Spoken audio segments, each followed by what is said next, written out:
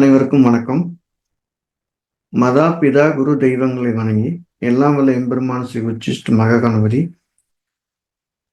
அனைவருக்கும் நீண்ட ஆயுளையும் நிறைந்த செல்வத்தையும் உயர்ந்த புகழையும் மெய்ஞானத்தையும் பேரறிவையும் பிரபஞ்சஞானத்தையும் பெருமையுடன் வணங்கட்டும் என்று பிரார்த்திக்கின்றேன். அனைவருக்கும் எனது மானசீகமான வாழ்த்துக்கள், மானசீகமான ஆசைகள். ஜிகேஸ்டோ அனைவரையும் அன்புடன் வரவேற்கிறது. நம்ம இன்னைக்கு பார்க்க போற பதிவு என்னன்னா 12 சனி. லக்கணத்திற்கு 12 சனி இருந்தா அது என்ன செய்யும் அப்படிங்கிற ஒரு விஷயத்தை தான் நம்ம பார்க்க போறோம். இந்த 12 சனி இருக்கக்கூடிய ஜாதகங்கள் எல்லாமே குடும்பத்தில் ஏதேனும் ஒரு குறையை, கடுமையான அவமானத்தை ஏற்படுத்தவும் சந்திக்கவும் போகிறதுங்கிறது மிகப்பெரிய மைனஸ். எனக்கு 12 சனி இருக்குன்னு யாராவது சொன்னா தன்னோட 30 வயதுக்குள்ள மிகப்பெரிய அவமானத்தை, வாழ்நாளில் மறக்க முடியாத அவமானத்தை அவர் சந்திக்கிறார் அப்படிங்கிறத மறந்துடாதீங்க. ஒண்ணு, எதை நம்மளால அழிக்க முடியாதோ அந்த ஒரு கெட்ட பேரை அதை உருவாக்கி வச்சிருது. 2, ஒரு பெரிய குறைய அது ஏற்படுத்திடுது. இது 3 அதுல இருக்கக்கூடிய மைனஸ் பிளான். அப்ப இதுல பிளஸ் பாயிண்ட் இல்லைன்னா பிளஸ் பாயிண்ட் இருக்கு. என்ன பிளஸ் பாயிண்ட்? வேறொரு மாநிலத்திலேயோ வேறொரு நாட்டிலேயோ மிகப்பெரிய லெவலுக்கு வளரணும், வளர்ந்திருந்தவங்க ஜாதகத்துல 12 சனி. பொருளாதாரத்துல சனி 12 இருக்கும்போது வேறு இடங்களை சம்பாதிப்பதற்கும் வளர்வதற்கும் உயர்வதற்கும் பேரடைவதற்கும் பயங்கர உதவி செய்யுது. அதுல எந்த மாற்று கருத்தும் இல்லை. யாராலையும் கண்டுபிடிக்க முடியாத விஷயத்தை ஒருத்தர் கண்டுபிடிக்கிறாருன்னா அவருக்கு 12ஆம் பாவத்தில் நிற்கிற சனி பயங்கர உதவி செய்யுது. மறைபொருள் ரகசியங்களை நுண் உணர்வுகளால் உணர்ந்து கண்டறிகிறார். அதுவும் சிறப்பு. 3வது, ஆன்மீகத்துல அவருக்கு ஒரு அற்புதமான வழிகாட்டிகள் கிடைக்கிறாங்க. அந்த அந்த வழிகாட்டிகள் நம்பி நீண்ட தூரம் பயணிக்கலாம். அது கர்ம மார்க்கத்தை குறிக்கக்கூடிய சனியா இருக்கிறதுனால கர்ம மார்க்கத்துல அவர் தன்னுடைய பிரச்சனைகள் எல்லாம் நீக்கிறதுக்கான வழிகளை கண்டுபிடிக்கிற பலருக்கு வழிகாட்டியா அமைகிறார். நல்ல குருமார்களாகவும் இருக்காங்க. இத்தனை பிளஸ் இருக்கு. என்ன சார் மைனஸ்னா, குடும்பத்தில் ஒரு குறையை ஏற்படுத்துகிறது. வாழ்நாளில் மறக்க முடியாத அவமானத்தை ஏற்படுத்தாமல் போவதில்லை. பெரும்பான்மையத்துக்கு குழந்தைகளால கடுமையான பிரச்சனை ஏற்பட்டு மனவிரக்தியில் இருக்கிறார்கள். சம்பாதித்த பணத்தை யாருக்கு செலவு பண்றோன்னு தெரியாம செலவழிச்சிடறாங்க. இந்த நாளும் பெரிய மைனஸ். இதுல நம்ம ஒரு ஒரு சமமா பேலன்ஸ் பண்றதுக்கு என்ன சார் பண்றது அப்படின்னா, சனி அப்படின்னால முதியவர்களை குறிக்கக்கூடிய காரக்கிரகம், உடல் குறைபாடு உள்ளவர்களை குறிக்கக்கூடிய காரக்கிரகம். இந்த 2 நபர்களை தேடி தேடி நம்ம அவங்களுக்கு தேவையான விஷயங்களை மன ரீதியாவோ பொருளாதார ரீதியாவோ உடல் ரீதியாவோ உணவு ரீதியாவோ உதவிகளை செய்து கொண்டிருக்கும் போது அந்த காரகம் அவங்க கிட்ட வந்து லேசா பதிவு பண்ணிட்டு வெளியேறிடும். அந்த அவமானம் வரப்போதுன்னு தெரியும். அந்த அவமானம் வரும். கூடவே அதுக்கு சமமான ஒரு ஒரு நட்பு நல்லது நடந்துட்டு போயிடும். அந்த அவமானத்தை, அந்த கெட்ட பேரை, அந்த குறையை தாங்கக்கூடிய சக்தி அந்த ஒரு பரிகாரம் செய்யும். என்ன பரிகாரம்னா, முதியோர்களுக்கு உணவளித்தல், முதியோருக்கு ஆதரவாக இருத்தல். இந்த வயதானவங்க கூட அவங்களுக்கு நோய்க்கோ இல்ல தேவைகளுக்கோ கூட இருந்து அவங்க உதவி செய்யணும். அப்ப இந்த இடத்துல உடல் குறைவுள்ளவர்களுக்கு, இந்த இடத்துல உடல் குறைபாடு உள்ளவர்களுக்கு மற்றும் பெரியவர்களுக்கு தேவையான உதவிகளை செய்வதன் மூலியமாக இந்த 12 நின்ற சனி நமக்கு வீரியத்தை குறைத்து காட்டுகிறது. ஒரு பரிகாரத்தினால ஒரு கிரகத்தோட தாக்கத்தை கம்ப்ளீட்டா 0 பண்ண முடியுமானா முடியாது. ஆனா வீரியத்தை குறைக்க முடியுமானா கண்டிப்பா முடியும். அந்த வீரியத்தை தாங்குற சக்தி உண்டான கண்டிப்பா உண்டு. இந்த 2க்குமே சாத்தியம். இந்த சனி நேர்கதியில இருந்தா ஓகே. இப்ப நான் சொன்ன அனைத்தும் சனி நேர்கதியில் இருக்கும். வக்ரகதியில் இருந்தால் நடக்குமானா ஆமா. அந்த வக்ரகதியில் இருக்கும்போது நமக்கு அந்த பலன்கள் நடக்கும். நம்ம அதை ஏற்றுக்கொள்வோம். ஆமா, நான் அப்படித்தான் அப்படிப்போம். அடுத்தவங்க பிரச்சனையை பத்தி கவலைப்பட மாட்டோம். அப்போ அந்த வாழ்நாள் அவமானம் தொடர்கிறது.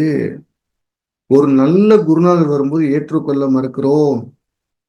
அப்ப நேர்கதியில் இருக்கும்போது இருந்த நன்மைகள்லாம் வக்ரகதியில மாறி நடக்குது. பலன்களுக்கு சனிக்கு நல்ல ஆன்மீக குரு கிடைக்கும் போது இல்ல வேண்டாம், எனக்கு போதும், எனக்கு இந்த வாழ்க்கையே போதும், அவங்களை திருப்பி அனுப்பிச்சிடுறோம்.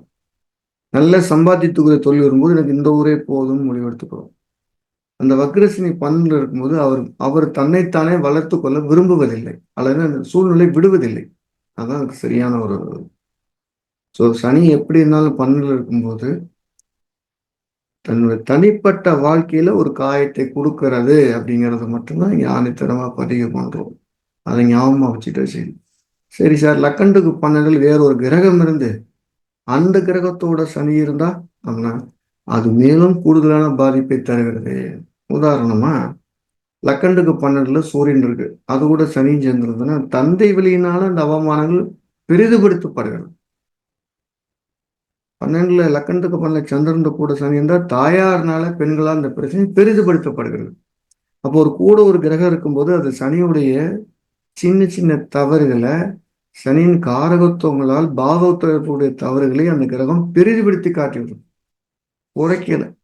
சார் கூட குரு இருக்கு சார் அப்படின்னா அவர் குலத்தை விட்டே வெளியேறுவதற்கு கூட காரணமா அமைது. தன்னுடைய குலதெய்வங்கள் லக்கணத்துக்கு பன்னெண்டுல சனி கூட குருவும் சேர்ந்திருக்காரு அப்படின்னா அவர் தன்னுடைய குலத்தை விட்டே, தன்னுடைய குலதெய்வத்தை விட்டே, தன்னுடைய பூர்வீக மக்களை மறந்து, குடிமக்களை மறந்து அப்படியே பரதேசமா நகரக்கூடிய அமைப்பு கொடுக்குறது. சார் 40 வருஷமா நான் கனடாவில் இருக்கிறேன் சார், கோயிலுக்கு போனதில்லை அப்படின்னு சொன்னா லக்கணத்துக்கு பன்னெண்டுல சனி இருக்கும், குரு பார்வையில இருக்கும்.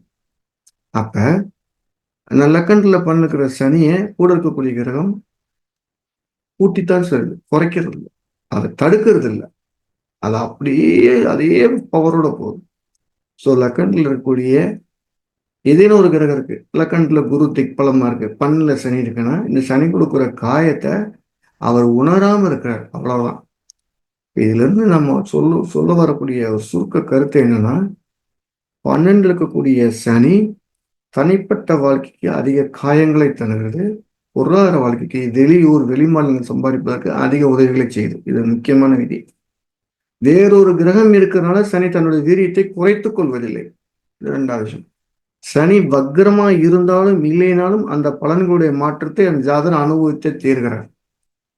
அது வக்ரமா இருக்கும்போது ஏத்துக்கிறார், வக்ரம் இருந்து ஏத்துக்கிற முடியாம தவிக்கிறார். இந்த வித்தியாசத்தை வந்துட்டா போதும். அந்த சனியோட 12ல 2-3 பாவகர்க்கம் இருந்ததுன்னா அவர் எல்லை மீறர், சில துர்மரணம் கூட ஏற்படுத்திக் கொள்கிறார்கள்.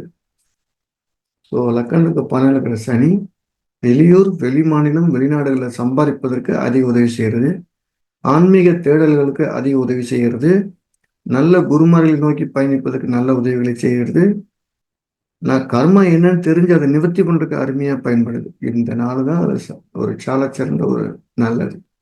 மற்ற எல்லா வகையிலுமே தொந்தரவு கொடுக்குது.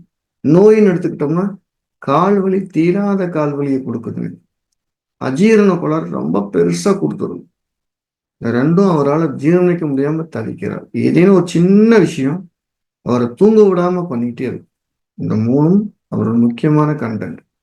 லக்கணத்துக்கு 12ல சனி இருக்கும்போது கால்வலி, அஜீரண கோளாறு, ஏதேனும் ஒரு சிறு குறையின் மூலியமாக தூங்க விடாம தவிர்ப்பது, இந்த மூணும் அவர் தொந்தரவு பண்ணிட்டே இருக்கிறது மறுக்க முடியாத உண்மையா இருக்கு.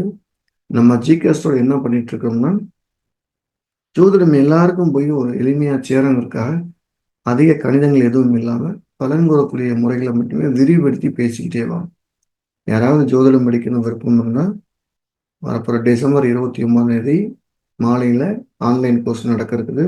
ஒரு ஒவ்வொரு மாதமும் புதுப்பித்து புதுப்பித்து எளிமைப்படுத்திக்கிட்டே வரும். அப்படி படிக்கணும் விருப்பம் இருக்கக்கூடியவங்க முன்பதிவு செய்யலாம். கீழே நம்பர்ல முன்பதிவு செய்வது ஈஸியா இருக்கும், தாராளமா அனைவரும் படிக்கலாம்.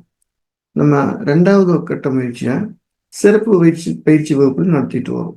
எப்படி அடிப்படை வகுப்பு டிசம்பர் 29 நடக்குதோ அது மாதிரி ஏற்கனவே ஜோதிடராக இருக்கவங்களுக்கு சிறப்பு பயிற்சியாக டிசம்பர் மாதம் 20, 21, 22 தேதிகளில் சங்கரன் கோயிலில் நேரடி வகுப்பாக ஜோதிட ரீதியான வாஸ்துவும் எண்கணிதங்களும் அப்படிங்கிற பயிற்சி கொடுக்க போகிறோம்.